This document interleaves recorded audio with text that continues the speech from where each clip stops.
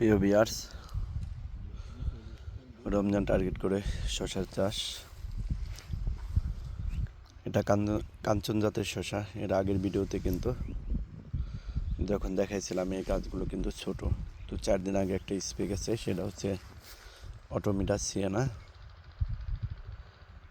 নিস্তার, আর হচ্ছে একটা পিজিআর বা প্লান্ট গ্রোথ রেগুলেটর, এটা লিটোসিন দিছে। এত ছোট গাছে কিন্তু কখনোই আমরা এই লিটোসিন বা পিজিআর ব্যবহার করি না, কিন্তু বিশেষ মুহূর্তে দেওয়া লাগে। কারণ হচ্ছে শীতে কিন্তু গাছগুলো সুপ্তভাবে ছিল, বাড়ার কোনো সম্ভাবনা দেখিনি। এই জন্য এই লিটোসিনটা দেওয়া, এবং এর 3 দিন পরে কিন্তু তরল সার, ককটেল সার অথবা হরলিক সার, যেটাই বলেন, 1 পোয়া করে গাছের গোড়ায় দিয়ে দেব। কারণ হচ্ছে বেডে একটু সারের পরিমাণ কম ছিল, সেজন্যই এই ব্যবস্থা। এবং এই বেডের মাঝখানে যে আগাছাগুলো আছে, এই আগাছাগুলো হয় নিড়ানি দিয়ে কেটে দেবেন, না হয় যেটা জলা ওষুধ আছে সেই জলা ওষুধ দেবেন। কখনোই কিন্তু গোড়া পেঁচা দিতে পারেন, কিন্তু নজলের বাটি দিয়ে আটকায় দিয়ে তারপরে দিবেন, এবং বা জ্বলন্ত ওষুধ। আসলে গাছ একটু বড় হয়ে গেলে জলা ওষুধটাই দিয়েই ভালো, গোড়া পচাটা আমরা তেমন একটা দিই না। এবং এই আগাছাগুলো কেটে রাখার উদ্দেশ্য হচ্ছে যে এখান দিয়ে কিন্তু কিছু শিকড় চলে আসবে, এবং সবচেয়ে ভালো হয় যে এই যে এখান দিয়ে হাঁটে যদি জায়গাটা শক্ত হয়ে যায়, কোপ দিয়ে দেওয়া ভালো। কারণ কয়েকদিন পর গরম পড়বে, এবং গরমের সময় কিন্তু গাছের শিকড় কিন্তু অত্যন্ত বৃদ্ধি পায়, এবং এই জায়গাটাও ভিজা থাকে পানি দেওয়ার কারণে, এবং গাছের শিকড়গুলো কিন্তু এদিক দিয়ে চলে আসে। অনেক কৃষি ভাই কিন্তু ইচ্ছে করলে এই যে দিক দিয়ে হাঁটাহাঁটি করি, সেই দিক দিয়েও সার দিতে পারেন। তো অনেকে দেয়ও, আমরা অবশ্য তা করি না। আমরা অবশ্য মালচিংয়ের নিচে দিয়ে দিই সারটা, নিচে দিয়ে দিলে অপচয় কম হয় সারের। এবং যে তারটা করা কাঞ্চন, এটার বাড়তি বৈশিষ্ট্য কারণে এখনও কিন্তু মাঝখানে কিন্তু 5-6 দিন বা কিছুদিন শীত কম ছিল, এখন কিন্তু আবার প্রচণ্ড শীত। আপনার এই গাছটা যদি দেখায়, এই গাছের যে বাঁশগুলো বের হচ্ছে, এই বাঁশ থেকে কিন্তু শসাটা বের হয়ে যাবে কয়েকদিনের ভিতরে। এবং এবছর শীতে কিন্তু যারা দক্ষ চাষি না, তাদের কিন্তু অনেকটা কষ্ট হয়ে গেছে যে এই শীতে গাছগুলো বাড়ানো এরকম। এবার রমজানে আশা করি যে শসার কিন্তু দাম অনেক থাকবে, কারণ হচ্ছে এবার অনেক চাষি কিন্তু শসাটা করতে পারেন নাই ওরকমভাবে ভালো মতো। অনেক লাগাইছে কিন্তু গাছ কিন্তু মারা গেছে বা শীতে ছোট হয়ে রয়েছে, এবং ছোট হওয়ার কারণে যেটা হয় সেটা কিন্তু অনেক রোগ জীবাণু গাছে চলে আসে। এবং 4 দিন আগে যে জিনিসটা দিয়েছি সেটা হচ্ছে অটোমিডা এবং সিএনআই অটোকপ কোম্পানির, কারণ এটার মধ্যে 4টে উপাদান থাকে।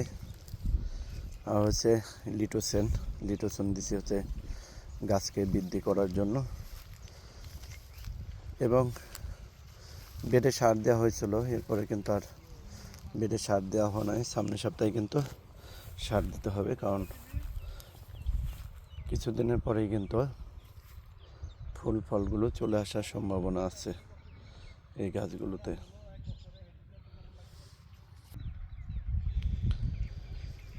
শীতকালে কিন্তু এই শসা চাষে কিন্তু কয়েকটা সমস্যা ধরা পড়ে প্রধান। তার মধ্যে একটা সমস্যা হচ্ছে গাছের নিচের পাতাগুলো কিন্তু রোগাক্রান্ত হয়ে যায়। তো রোগাক্রান্ত হয়ে গেলে কিন্তু ওই পাতাগুলো আমরা কেটে ফেলবো। এখানে দেখা যায় একেবারে নিচের দিকে কিন্তু 2টা পাতা রোগাক্রান্ত পাতা, এবং সাইডের পাতাও কিন্তু পোকা আক্রমণ আছে। তো আর 2-1টা পাতা যখন গাছটা আর একটু বড় হবে, নিচের পাতাগুলো কিন্তু আমরা কেটে দেব। কেটে না দিলে এই অসুস্থ যে পাতাগুলো আছে, এই যে এটা যদি দেখায়, এই অসুস্থ পাতা থেকে কিন্তু অন্য পাতায় কিন্তু রোগ জীবাণু ছড়ানোর সম্ভাবনা থাকে। যদিও এই পাতাটাই কিন্তু এখন কিন্তু রোগ জীবাণু নয়, কারণ হচ্ছে লিপ মাইনর বা ম্যাপ পোকা যেগুলি পাতার ভিতরে আছে, অটোমিটা এবং সিএনা দিলে কিন্তু এই পোকাসহ এবং যত ডিম আছে এই ডিমগুলোও কিন্তু মারা যাবে এবং অন্য পাতাকে কিন্তু আক্রান্ত করতে পারবে না। উপরের পাতাগুলো যদি দেখায়, উপরের পাতাগুলো কিন্তু সেগুলো কিন্তু আক্রমণ করতে পারতেছে না। তার কারণ হচ্ছে এখানকার যত ডিম আছে, লার্ভা আছে, সব কিন্তু এটা মেন পোকা সহ কিন্তু মারা গেছে। কারণ অটোমিটা এবং সিএনার মধ্যে কিন্তু 4টা উপাদান থাকে, ইমিডাক্লোপিড থাকে, অ্যাসিডামিপ্রিড থাকে, তারপরে অ্যামামেকটিন থাকে এবং অ্যাবামেকটিন থাকে। এই জিনিসগুলো কিন্তু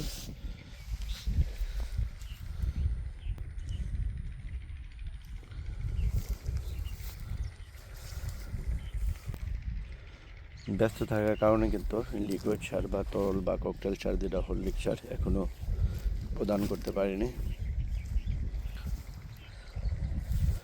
এবং আশা করি 2-3 দিন পর সেই লিকুইড সার দিলে কিন্তু গাছের জোর অনেকাংশে বেড়ে যাবে।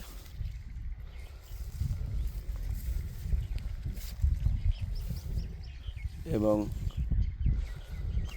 যাদের গাছগুলো আক্রান্ত, তো হাল ছেড়ে দিলে কিন্তু হবে না। হাল ছেড়ে দিলে কিন্তু আপনার পুরোটাই লস হয়ে যাবে।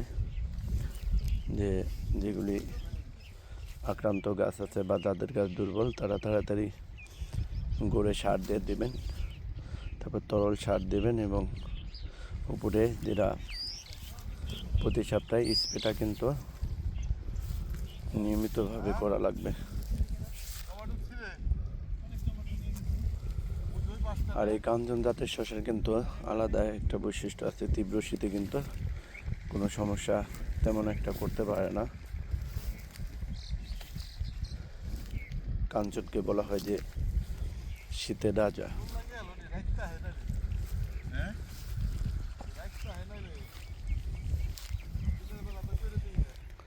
পুরো শসার প্রজেক্টটা যদি দেখায়, এটা হচ্ছে 3 ধাপে শসা করা হয়েছে। যে এটা রমজানের শুরুতে আসবে এই শসাগুলো, এবং তারপরে হচ্ছে ঈদের সময় থাকবে এবং ঈদের পরেও ওই প্রান্ত কিন্তু আসবে। আমরা 3টা ধাপে এরকম শসা চাষ করা হয়েছে এবং ওই দিকটাও কিন্তু শসা দেওয়া হয়েছে। যদি আমি দেখাই জুম করে, আবার এই জমিটার ওই প্রান্তে যে বেডগুলো আছে দেখানোর চেষ্টা করতেছে, এইগুলা এটা কিন্তু একটা জমির পরে যদি দেখাই এরকমভাবে, এই হচ্ছে দূরত্ব জুম করে।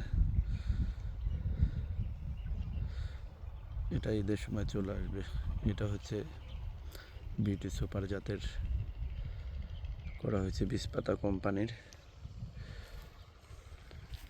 এবং ওই প্রান্তে কিন্তু গ্রিন ব্যাবে একটা খিরা দেওয়া হয়েছে এবং সেমি শসা করা হয়েছে, সবই বীজপাতার।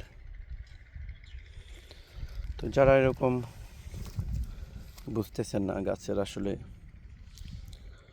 কাদের গাছের কী অবস্থা জানাবেন, এবং যদি মনে করেন যে না ট্রিটমেন্ট দরকার, গাছের ছবি দিলে কিন্তু ট্রিটমেন্ট এগুলি বলে দিতে পারবো যে আপনার কাছে কি পরিচর্যা নেওয়া লাগবে। এবং আরেকটু পাতা বড় হলে কিন্তু এই আক্রান্ত পাতা কিন্তু কেটে দিতে হবে। কেটে না দিলে কিন্তু অন্য পাতায় কিন্তু আক্রান্ত হওয়ার সম্ভাবনা থাকে, এবং এই পাতাগুলো অবশ্যই ঝুড়ি দিয়ে কিন্তু গর্তে পুঁতে দেওয়া লাগবে, না হয় পুড়ে ফেলা লাগবে। পোড়ার থেকে গর্তে পুঁতে দেওয়াই একটু সহজ সাধ্য কাজ। আর হচ্ছে যারা পুনিং করতে চান পুনিং করতে পারেন, আমরা আসলে পুনিং করব না। তো পুনিং করলে কিন্তু গাছের শসার কালার এবং শসার কিন্তু সাইজটা কিন্তু বড় আসে অনেকটা।